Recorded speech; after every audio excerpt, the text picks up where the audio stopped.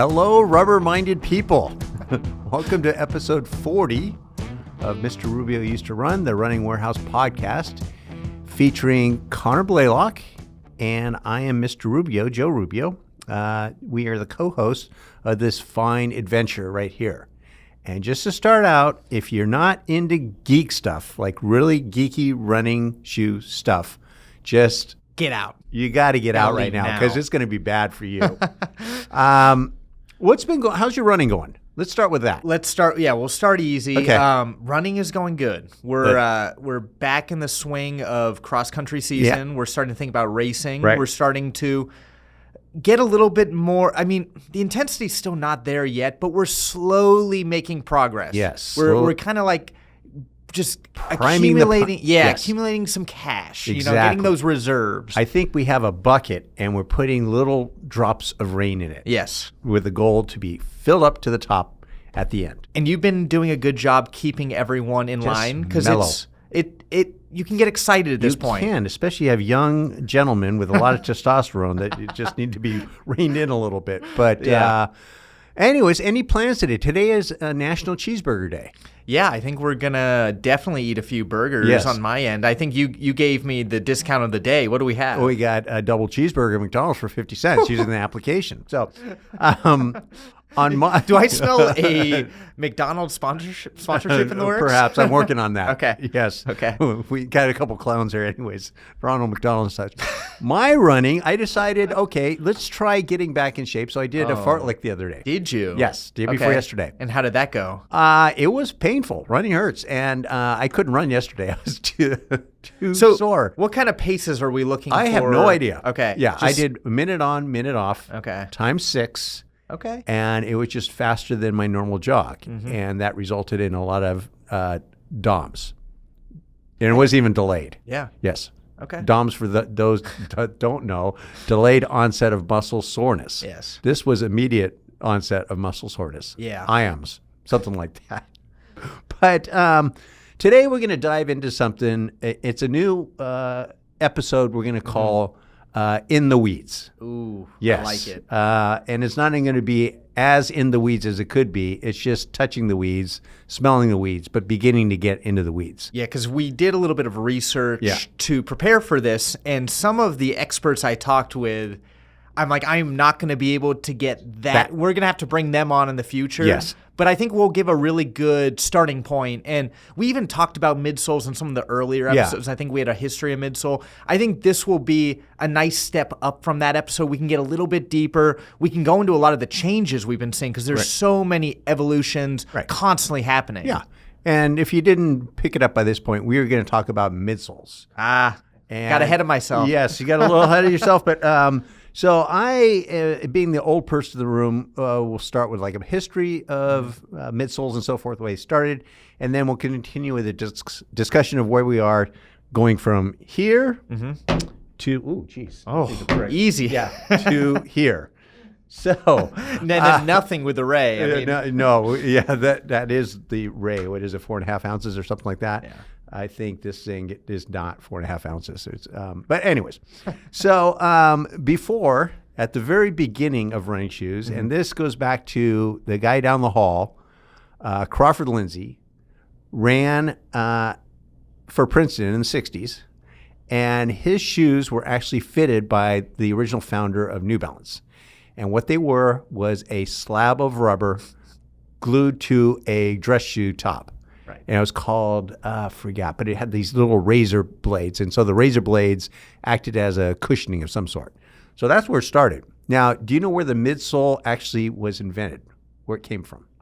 I have no idea. A gentleman by the name of Bill Bowerman. Remember him? Classic. One of the founders of Nike. But before that, he worked with ASICS. Right. And what they did was they put a lighter rubber and then an extra padding of rubber under the heel for added cushioning and to relieve some of the pressure on the Achilles. And that was the thinking at the time. So that was the very first midsole. Right. And because you remember like some of those videos, some of the movies with Bowerman working and like adding those little pieces. And you don't really realize that was the start. Like, you always think that these foams have been around forever, but that was pretty revolutionary in the early 70s. It was, that was the early 70s. And then the next big breakthrough was EVA. Yeah.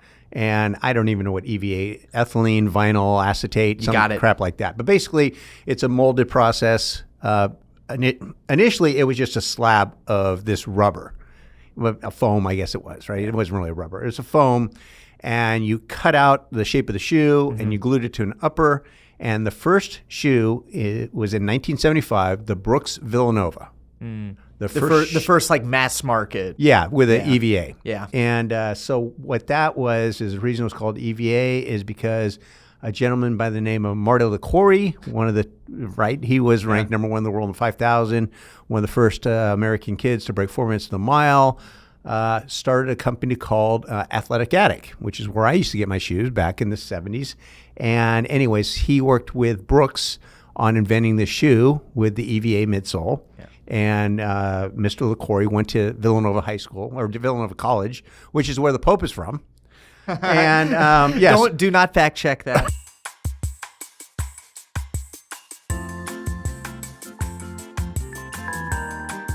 No, he did. Okay. Villanova went to, the Pope went to Villanova. Oh, did he? Yeah, okay. I'm not making this up. Look it up. No, but he didn't run at Villanova. I made that up. We gave a little. I made that up on a previous podcast. So Mario LaQuarrie and worked with Brooks, and they invented the first EVA midsole, which was in 1975, the Brooks Villanova.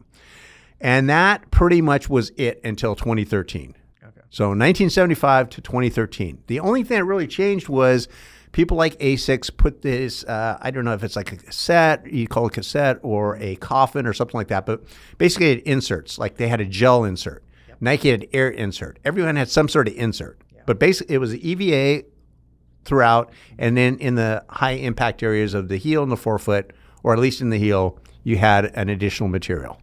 Yeah, and I mean, in very rare instances over the years, we saw some small, we saw some PUs. Yeah. And a lot of that stuff, I think now more recently is more relevant with some of these new compounds we can get into. But really the big thing with EVA was the different processes you could do to create it. So obviously you talked about those earlier days with like those more like cut and buff type. Right. And then compression molded EVA. Right. That was a big deal. How I understand the compression molded EVA design process is like you take an expanded piece of EVA foam and you put it into like this heated metal mold, add compression, add pressure, and you get the shape. And compression molded EVA is going to be the majority of shoes we see today. Yeah. We've seen other forms like injected molded EVA, which is more of like how I heard explained like toothpaste. Getting like shoved into a mold. Right. But the compression molded has been around forever. It's still around. It's consistent. It gets the job done. Inexpensive. Yeah. I mean, it's for just a regular shoe. Yeah. It's fine. It provides. I mean, even right now you have compression molded EVA that's. I think even the Clifton is still compression molded EVA. Yeah, I don't think it's a blend. Yeah, I mean, the most recent one they're starting to do, but I think it still is that classic compression molded EVA. The problems with it tends to be heavy, and is greatly affected by weather. Yeah. So the cushioning properties in cold can change from 30 to 40%. You can lose that much cushioning on the shoe. They become bricks when it's cold out. And in the grand scheme of things, you say they're heavier. They're really pretty light. Yeah. But it's just now we've seen these newer foams that are showing that you can get much lighter. Much lighter. And the thing is, if you compare EVA with, I remember the Puma Easy Rider from the late 70s and early 80s, and that thing had a polyurethane midsole, and that thing was about, I don't know, it was 20 ounces or something like that. Yeah. Plus it had a really thick, because waffle was in at the time, these really thick round waffles that the thing would never wear out, but it weighed a lot. Yeah. I would say at least 16 ounces. Yeah. Which is double, 4 times what one of these kind of things were. Yeah. So very, very heavy. And when we look at energy return, weight, durability, EVA does everything pretty well. And I think that's part of the reason why it's been used for so long, is because there wasn't really a need to change it because it's inexpensive and it does the job. It does the job. But the thing is that if you wanted if you wanted lighter weight, you gave up cushioning. Right? That's just the way it was. So you made something, pretty low profile. If you look at racing flats at the time, they had the Mizuno Universe, and that was they're just like this. And that was 2010, I think. It was not long ago. No, it was 3 ounces, 3.5 ounces. But there was nothing underneath your foot. Right. And as you can imagine, when you run on that, you're pretty beat up afterwards. So what happened in 2013? Adidas introduced the Boost material, which was TPU, I believe. It was TPU. And so TPU stands for thermoplastic polyurethane, and it's a type of PU. So I think that's going to be a common theme today is when we talk about all these midsoles, how a good friend of ours, Jeff Gray, told us, you got to think of these midsole compounds as like cake batters. Yeah. Every brand has their own batter, their own recipe, and then there's different processes that you can use, different ovens that you can cook them in. Right. So TPU is going to be a type of PU. Right, and I believe that was beads, right? Yeah, so in on the Boost. In the Boost situation, it was a beaded compound. And something that I also didn't realize was Boost was a supercritical midsole. Now, supercritical process, we'll get into that a little bit later, has come a long way over the years, but that really was that first mainstream, and it was a little bit heavier in the instance of the TPU with Boost, but yeah, it was almost that first introduction of it. I think we might just go into what a supercritical process is. Okay. So it's actually a process. Yeah. So people say it's a supercritical foam. Yep. So basically what they do is they take a gas, nitrogen or CO2 for the most part, and they heat it up and put it under a great deal of pressure, and it turns into a liquid. You combine that with a liquid foam, and then when it cools, the gas turns back into a gas, so it provides more little air pockets, so it makes it lighter and bouncier, or I guess softer. Yeah, and we hear a lot of different terms for these, either a lower durometer, a lower gravity, but you want to think of it as like more air pockets in there that makes it a lighter, almost like a packing peanut. Yeah, and so there's two I guess measures. One is compliance. So I think of it as ply like toilet paper, multiply. It's soft. And then resilience is a bounce. Yeah. And so what you get with this process is you get lighter weight, you get more softness, and you get more bounce. So that's all good stuff, stuff that you couldn't get previously. Yeah. And this supercritical process, you think of it more recently because we hear about it a lot in the last couple of years, but this has been going on. What Skechers did in 2014? Yeah, so Skechers did it in they started going through the full process in 2014, and I even heard that when Skechers was in the factories in Asia trying to figure this all out, because it was very complicated and they weren't really able to get it just right in the beginning, it was said that this type of process has been being used since the 50s or 60s. This was the first application in shoes, and Skechers was trying really hard to make it work, and they had heard that Brooks also had some sort of supercritical foam in the works. So they were like, we got to get this done quick. Little did they know Brooks is very slow to get things to market, so they had quite a lead. But this has been going on. This supercritical process isn't necessarily a new thing. No, it's been going. It's been a manufacturing technique for quite a while. The thing is I believe Skechers use CO2. Yeah, CO2 and nitrogen. No, I think it was primarily CO2. Okay. And they patent it, which is why everyone uses nitrogen now, because they have to pay a patent fee to Skechers if they use CO2. That's possible. Yeah, so I'm sure Skechers uses both CO2 and nitrogen. Yeah. But everyone else, you read, it's nitrogen infused. So Nitro for Puma. Yeah. Right. Brooks has their, Glycerin Max is nitrogen infused. Everything's nitrogen infused except Skechers, which has CO2. Yeah. Yes. I'm pretty sure that's right.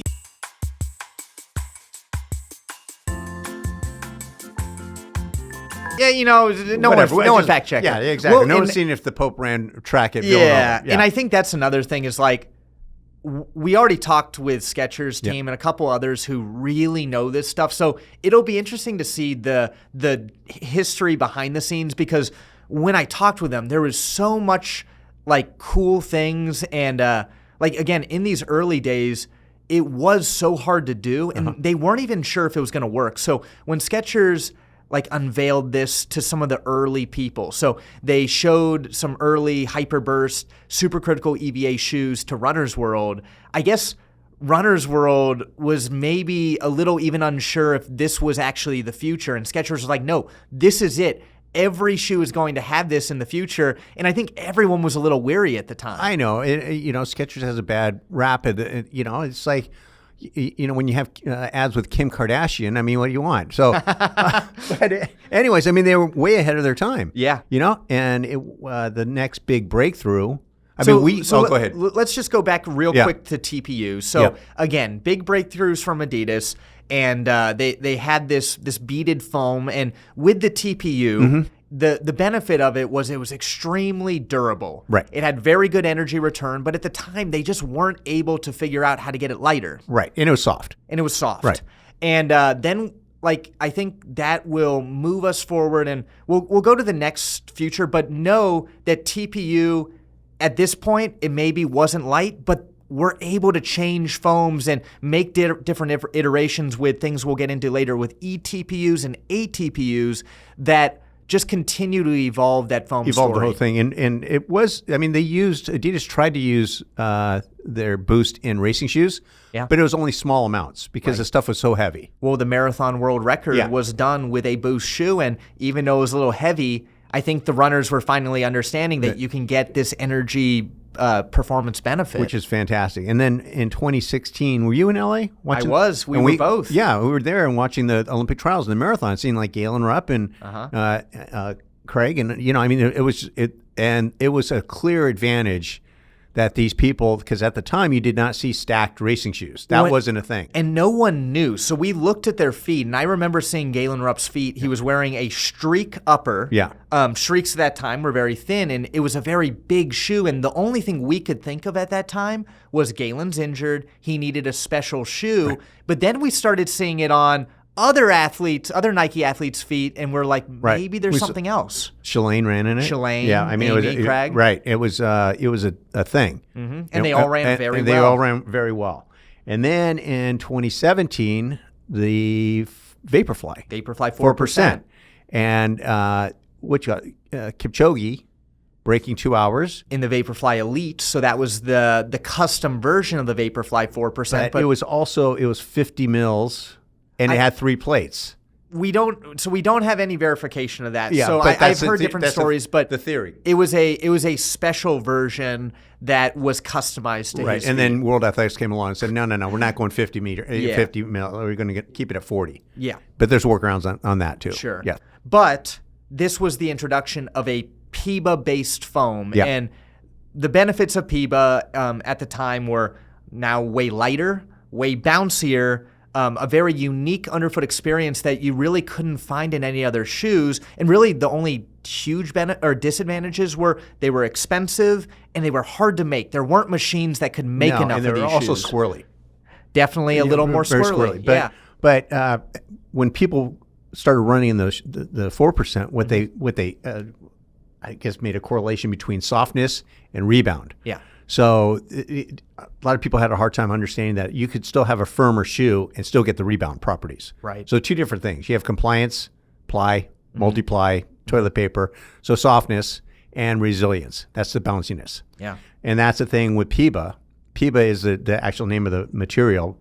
PEBAX is like I think the brand name for one of the manufacturers. Yeah. So PEBAX same step. is from Arkema. Okay. And that's a French company?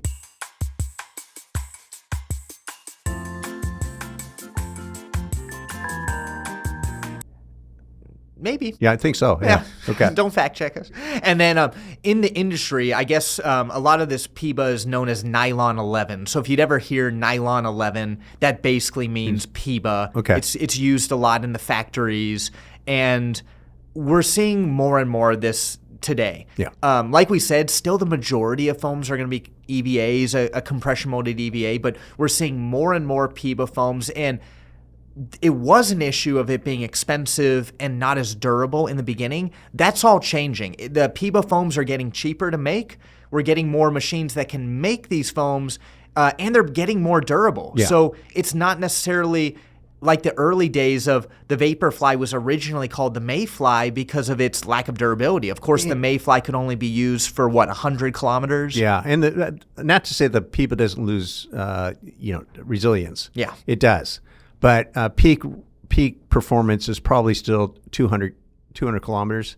That'd 100 be my to guess. 200, yeah. And, I mean, it's still, you can still train in it. Yeah. But as far as peak performance, it's probably around 200 kilometers. But that's the main thing with PEBA is it's expensive, and I mean the prices are coming down, but still pretty expensive stuff. Yeah. In shoes, but you're starting to see it expand to a lot of different areas in footwear. Yeah. In running footwear. And I think with the introduction of PEBA, it started getting brands thinking, there are more foam compounds out there. What else can we use? And I think maybe around 2021, we started to see more like this name TPEE.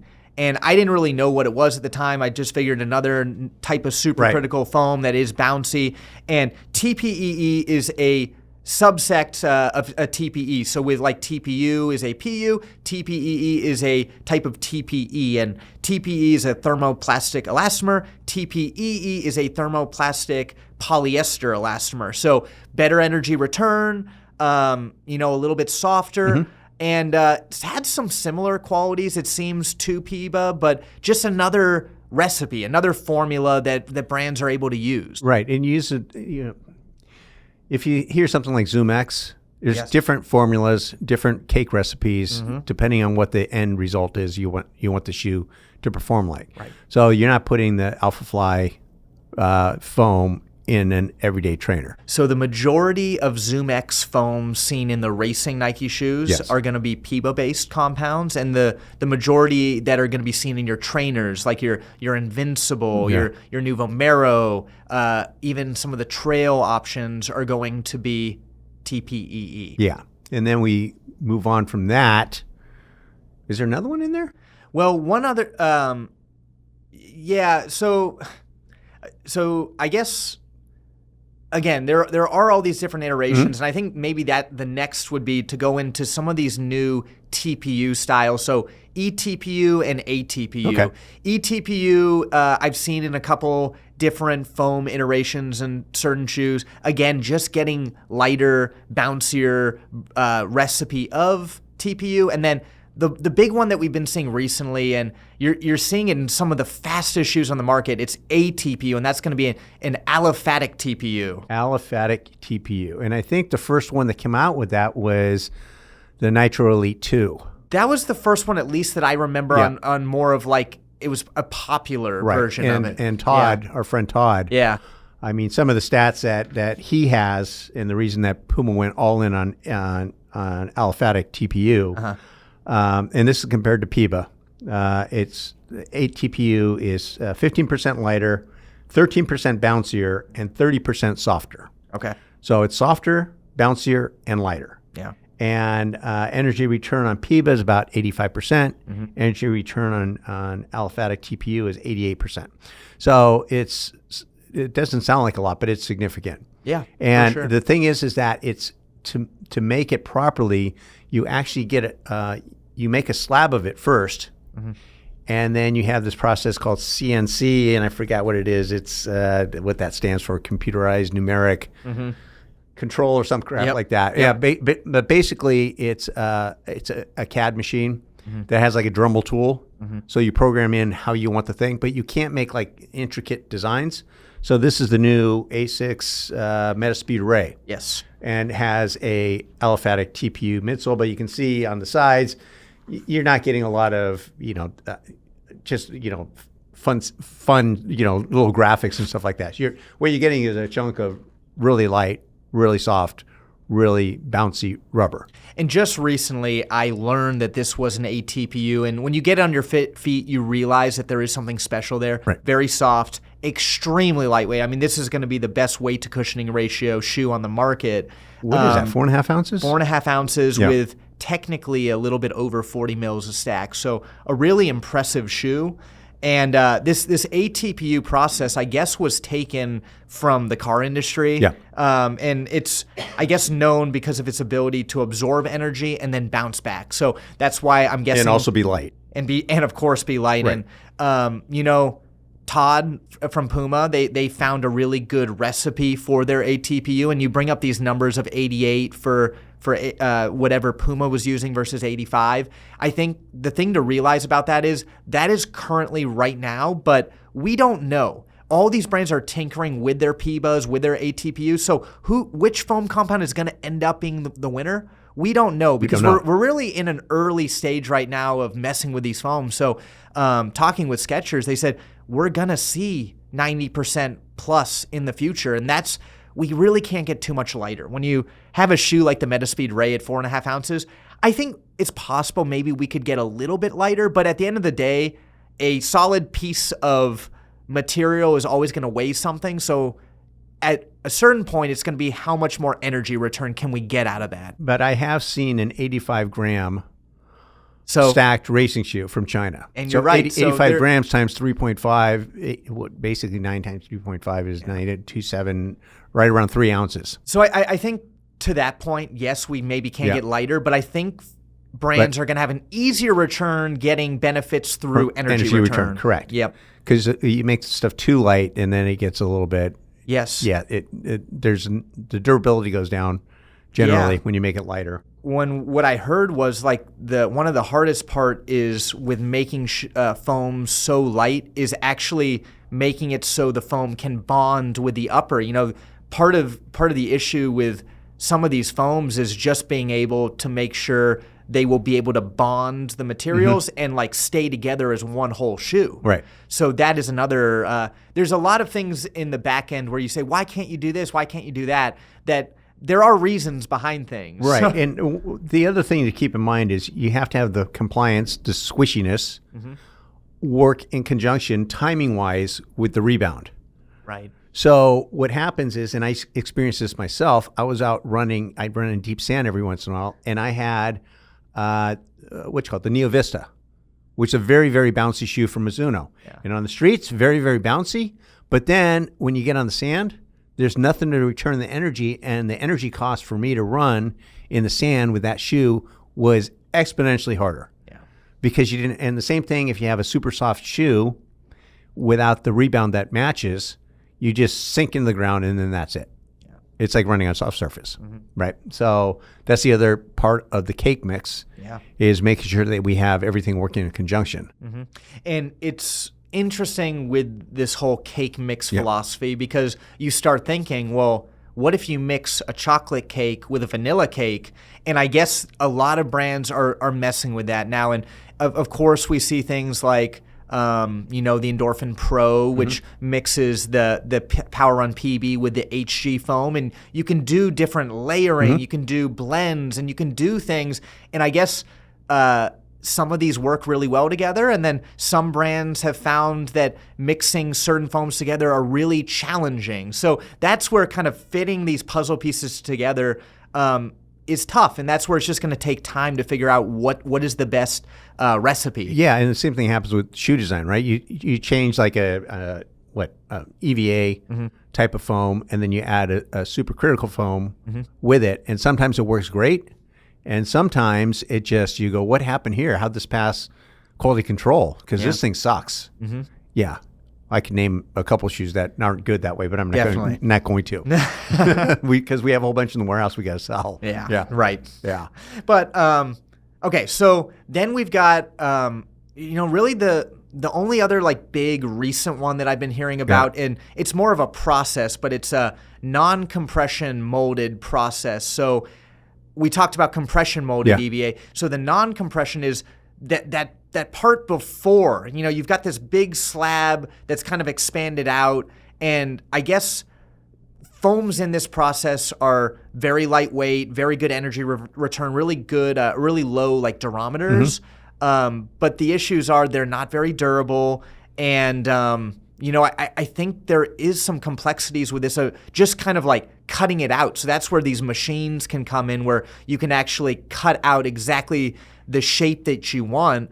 And the big one is going to be the Adidas Adizero Adios Pro Evo foam. The Light Strike Evo uses this process, and like we've seen with that shoe, an amazing energy return, extremely lightweight, but like Adidas says, it doesn't last very long. When you have that compliant and that kind of squishy of a midsole, it just doesn't seem to last long, and it's hard to make these shoes. So I think in the future, we're going to see foams that are providing very lightweight designs, very good energy return, but it's not going to be for the masses, and brands might make 50, 100, a couple hundred pairs for their pros, for the people that really want to like have the latest, greatest F1 style shoe, but it's not going to be something that can be mass produced. No, it's really hard to scale. Yeah. And just to give people an idea of what this process looks like when you take a chunk, if you guys know what a Dremel tool is,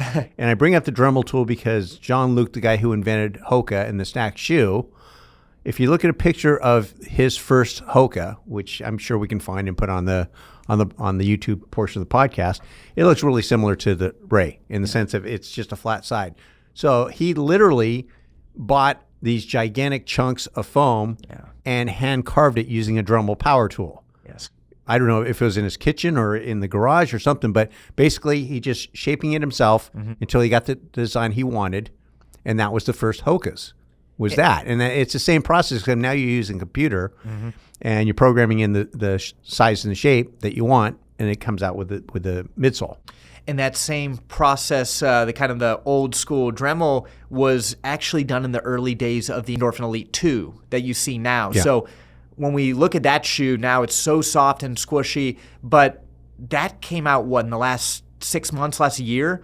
That shoe was actually on the feet of Jared Ward years ago when we went and trained with him in Provo, and he showed me the shoe and he said, I just got this. You can't talk about it. You can't share it. But this was hand carved down, and Saucony is onto something really awesome. They just don't know how to make it for people. Yeah, so scale it. So they had like one for him, and then I think they had one backup. And I think they were maybe even a little worried if it would hold up. But, he was saying at that time that this is the future, and it's finally here. It's here, yeah. It's just pretty amazing. Yeah. And it's just hard to explain to – we have a couple different businesses in the building, but when you show the tennis people the advancements that are made in the running shoe side and the lack of advancements that are made on the tennis side, it's just night and day. Yeah. And the stuff is changing so fast, so fast. I mean, this ASICS model competes nearly head-to-head with the Adidas model.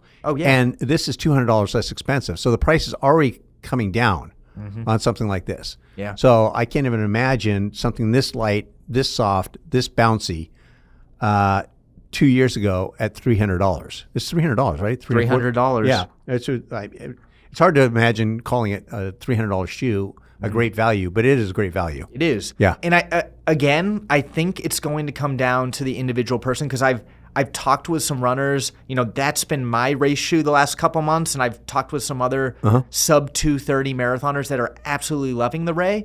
And then I talked with a couple runners that are more in the 3.5, 4 hour range who wanted the latest and greatest, and they said it's not very stable. It didn't work with their stride, and that's the thing where when we get foams with this low of a durometer, you have to be a pretty efficient runner to get the maximum benefit out of it. And if you are pronating, that's not going to be the shoe for you. No, if you're pronating, it's not your shoe at all. The other thing too is they're designed to work for someone that's putting significant amount of force onto the shoe to work best. Yeah. And if you run, the faster you run, the more force you generate, because you put more force in the ground to propel yourself faster. Yeah. So it has not so much to do with the weight, but how fast you're running.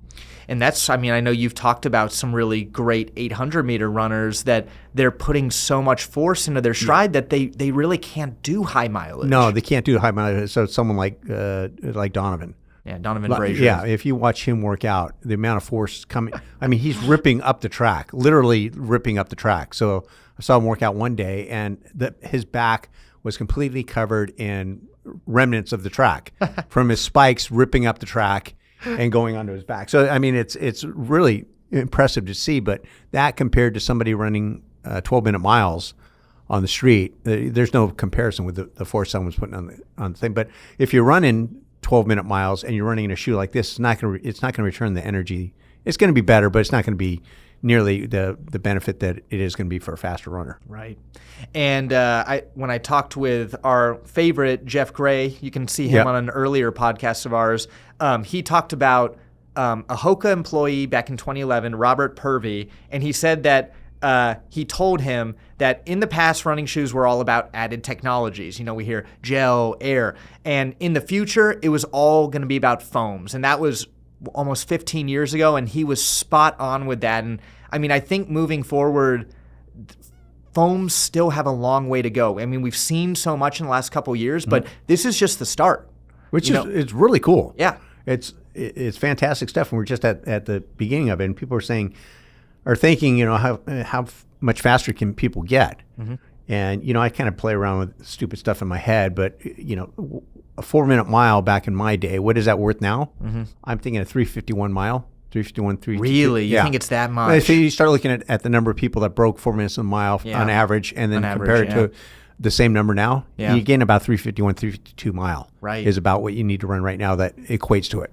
I mean, we're hearing behind the scenes some of these really fast college runners that are running 335, 336, and they can't even get, you know, they're lucky to get a gear sponsorship. Right. But if you think about it, 335 is worth a 352 mile. Yeah. So that's like a college kid running 4 flat back in the day. Right.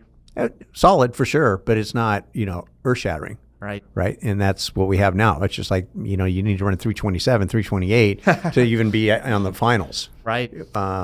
Yeah, it's really cool stuff. Yeah. But yeah, we're in a pretty good spot in the world where there's so much good stuff out there, but there are shoes that are just a slight cut above. Yeah. The problem is that those slight cuts above shoes are only going to work for a very, very small sliver of society. Yeah.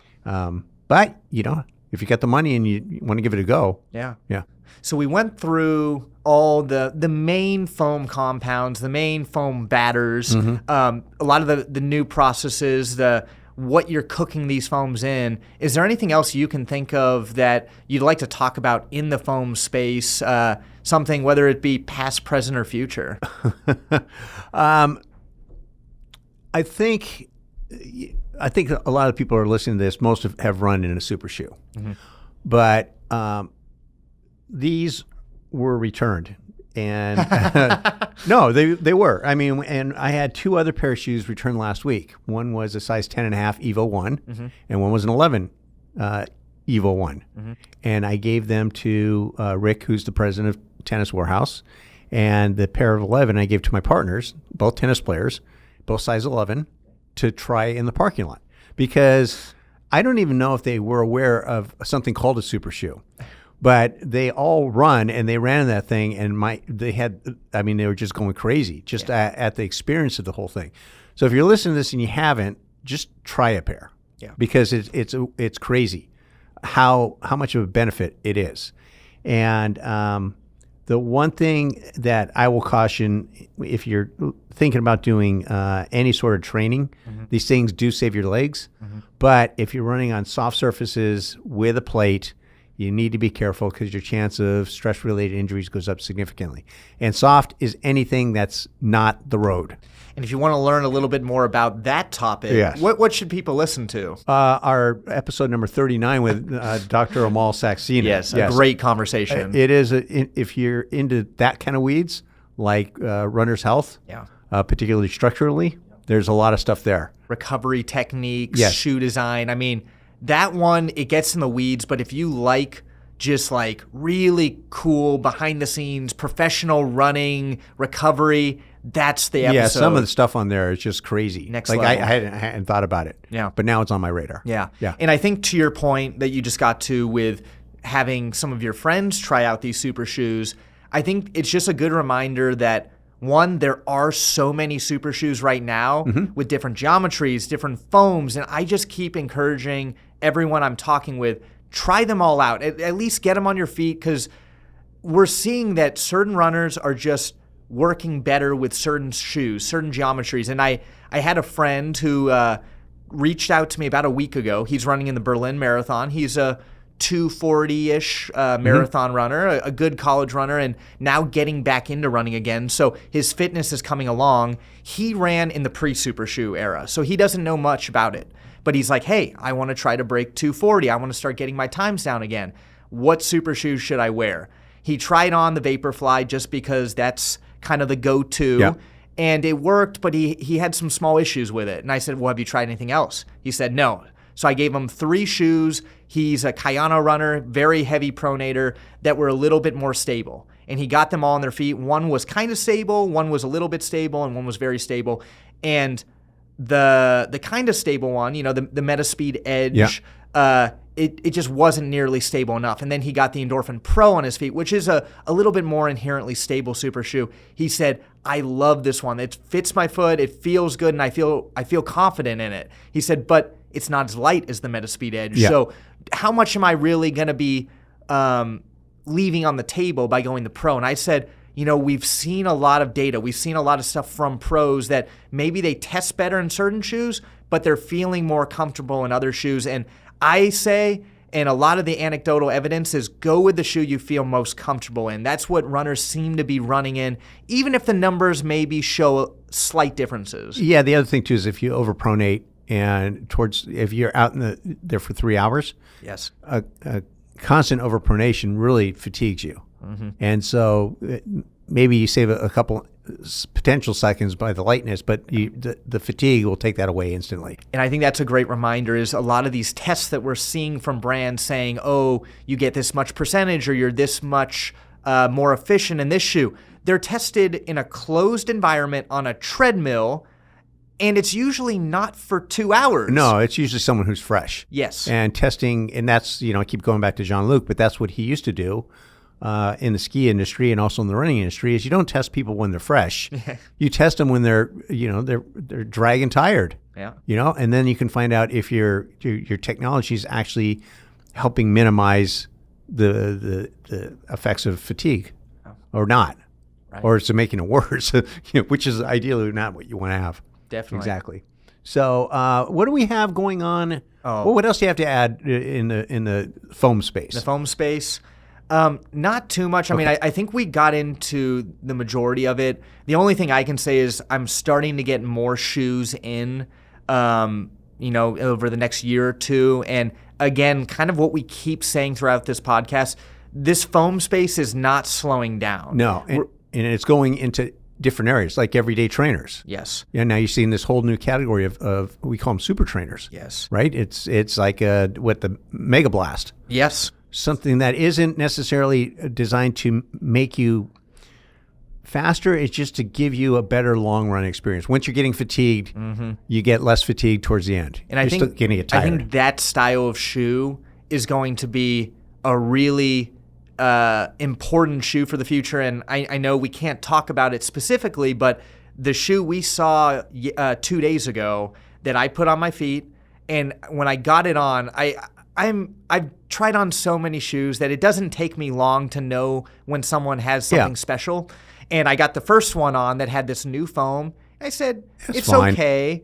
And then they said, okay, hold on. We got one more that is 100% of this foam compound, slightly tuned differently. And when I got it on my feet, I said, that's it. That's what I'm looking for. It's that super foam feel. Can we name the brand? We can name the brand. Yeah, it's Saucony. Saucony. That shoe is, I would say, if it was me, I probably would have made it a little bit more flashy. Yes. Less retro. Yeah. Really bring it to the table. Yeah. Like, this is innovation. Like, this is the future instead of this is the past. But as far as just the foam, the weight, the cushioning, I mean, you try it on.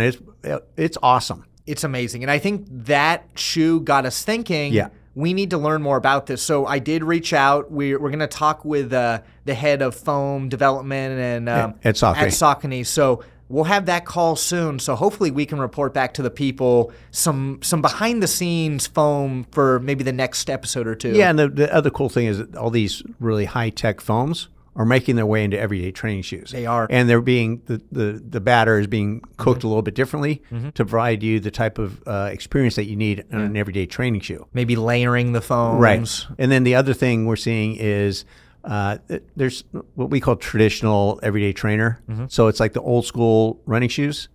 And I actually I charged my car, it's about a 10-minute walk away. And we had a meeting with Saucony. Yeah. So this is the day before yesterday. So I was actually wearing a pair of Rides. Yeah.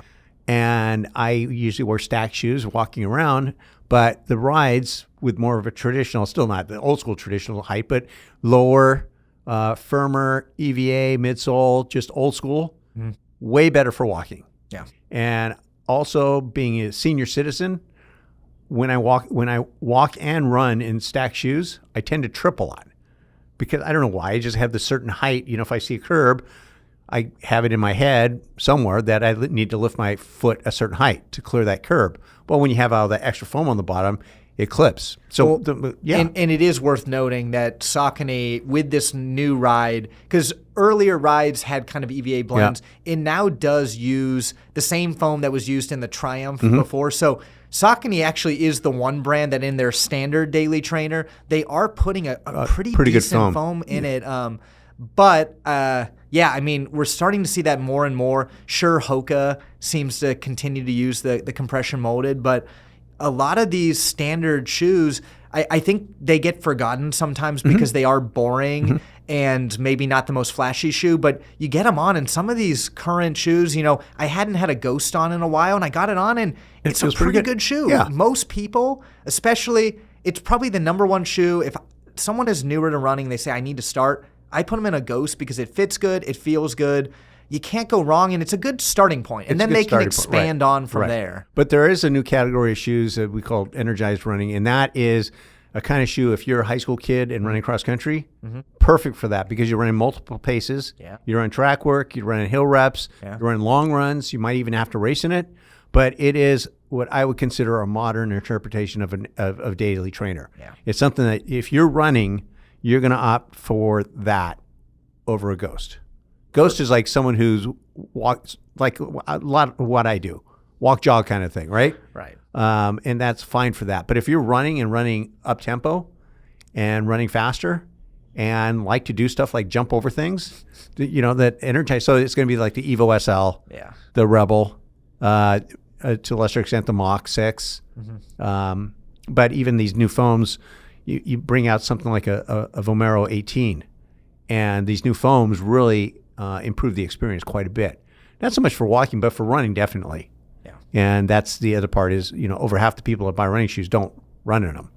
So I would expect to see the popularity of things like the Ride for most people that are going into brick and mortar or buying them to walk in, and they're kind of tiring of the super stacked shoes. Now, if you're running in them, you want the super stacked experience because it's a way better experience to run in. Yeah. But not everyone's using the shoes to run in. Well, good. Okay. That's I mean, I think now that was a nice in-depth. We'll have some more foam top coming, but we got to get this algorithm going. I think people need to see this episode. There's a lot of good info. Okay. I will do something to help get the algorithm going. Okay. So I mentioned that these Metaspeed rays got sent back to us, and in the returns, the idea is that you clean them, but you keep them in new condition so you can resell them. The problem is it has a little blemish down here. Okay, so we can't resell it.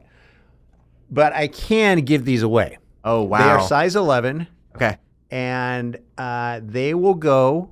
I got something fun. You got something fun. So I think if you are a size 11 runner, you want the latest and greatest, right here. Leave a comment down below, and whatever comment gets the most likes after, let's say, 2 weeks, is going to get that pair of rays. So, and then either Connor or I will go out in the warehouse and ship it to you. Yeah. Yeah, we won't have you post your address, but we'll contact you, and then, you send us your address, and we'll ship you a pair of shoes. And there's one other thing we got to do, because we got to keep this algorithm going. Yeah. What do we got? We got to like, comment, and subscribe. Right. And like we promised, people who are doing this are going to win a free pair of shoes. So we actually have the winner of the contest this week. It's on our YouTube thing? Yes. Okay. So this will be up on the screen right now, the winner, and that is for the person who proved that they liked, commented, and subscribed, and we're going to keep this going. So you just got to keep doing it. We have 130,000 pair of shoes in the warehouse. We got to give them all away. And we got 100,000 plus subscribers. No, well, something that's kind of funny is my daughter is a track athlete at Chico, and